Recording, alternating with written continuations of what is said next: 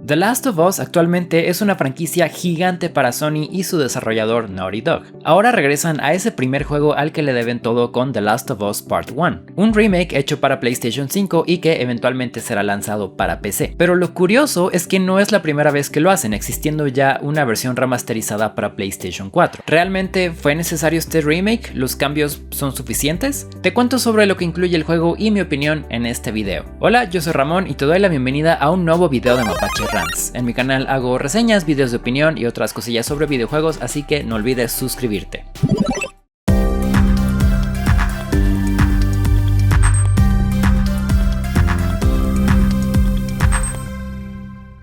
Como The Last of Us ya está más que jugado y reseñado, la intención de este video es platicarte sobre los cambios de Part 1. Pero por no dejar, porque uno nunca sabe quién ve estos videos, te platico rápidamente la premisa de The Last of Us.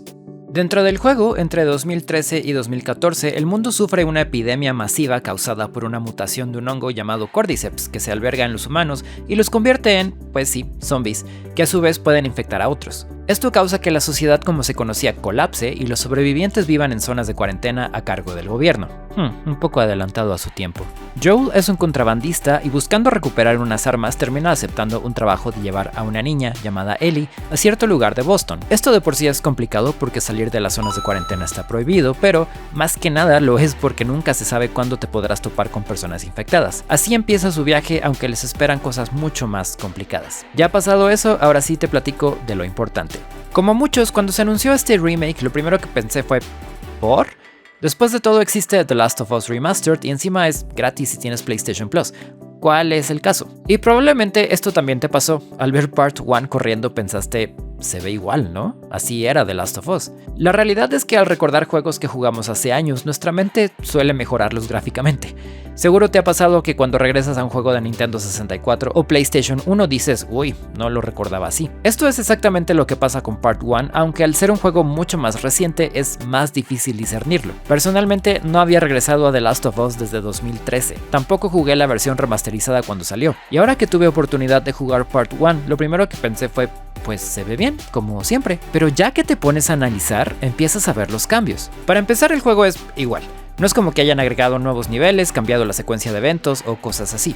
Sigue incluyendo las adiciones de Remastered, sigue incluyendo Left Behind. Lo que sí es que mejoraron absolutamente todo. Las caras tienen muchísimo más detalle, las animaciones fueron mejoradas a nivel de que ahora al hablar los cuellos se mueven de manera realista, la iluminación es mejor, los objetos de los niveles son más interactivos e hicieron ajustitos a algunos elementos dentro de ellos. La diferencia más obvia es que pasó de tener personajes un poquito estilizados a ya acercarse mucho más a lo realista. Las caras de Joel y Tess, por ejemplo, se ven mucho más fregadas a diferencia de las originales donde hasta joviales se veían. La cosa es que todos estos cambios gráficos son, a simple vista, sutiles.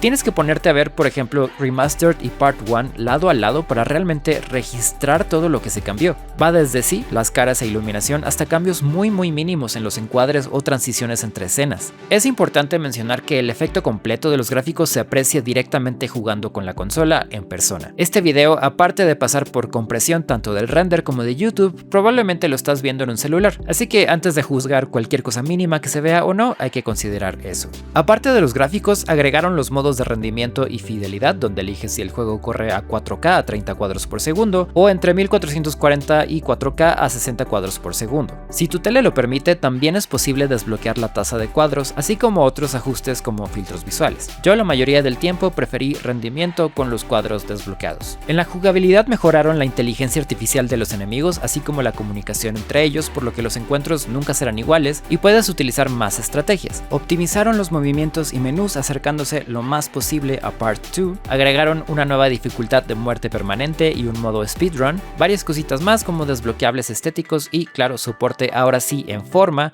del DualSense y su respuesta áptica. Las tarjetas de ayuda del juego, que son parte del sistema operativo del Play 5, te ayudan a saber tu progreso en el capítulo que te encuentras, así como los coleccionables que podrías encontrar.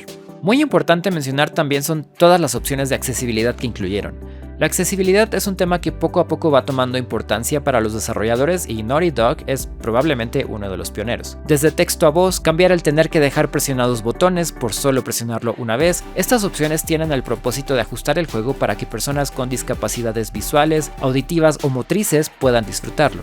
¿Pero estos cambios ameritaron un remake? La pregunta importante. En mi opinión, para nosotros los consumidores regulares, la verdad no. De nuevo, el juego es el mismo de siempre salvo esos cambios sutiles, y si ya tienes o ya jugaste Remastered, la verdad dudo mucho que vayas a querer gastar en Part 1. Creo que esta versión existe por y para Naughty Dog. No pretendo saber o entender lo que pasa en un estudio de ese calibre, pero tal vez como diseñador entiendo cuando ves algo que hiciste hace años y te nacen las ganas de mejorarlo, o de optimizarlo con lo que has aprendido desde entonces. Y pues sí, PlayStation seguro dijo, órale va y lo vendemos. Ahora, eso no significa que nadie lo vaya a disfrutar. Como te platiqué, yo no jugaba The Last of Us desde 2013 y regresar al juego con esta calidad fue genial. Creo que para esos, pues no sé si pocos o muchos casos donde alguien no haya jugado desde la versión original es buena opción.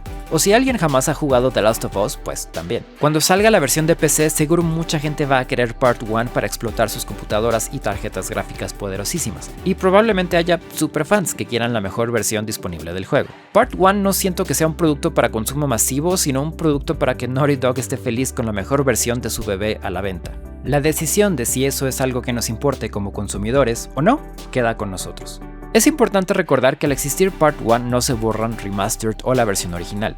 Siguen estando ahí para ti, salvo tal vez la original por estar en una consola descontinuada. Si te interesan, ahí siguen. No es obligatorio comprar esta versión si estás contento con jugar las anteriores. Si te decides a darle una oportunidad, estarás jugando el juego en su mayor calidad, la versión más accesible para que idealmente más personas puedan disfrutar de esta historia. Y si no, pues no pasa nada, la historia de Joel y Ellie no ha cambiado. The Last of Us Part 1 estará disponible para PlayStation 5 el 2 de septiembre y poco después para PC, aunque aún no tenemos una fecha confirmada. ¿Tú qué opinas de este remake? No olvides dejarme tus comentarios abajo. Eso es todo por ahora, nos vemos en el siguiente video. Bye.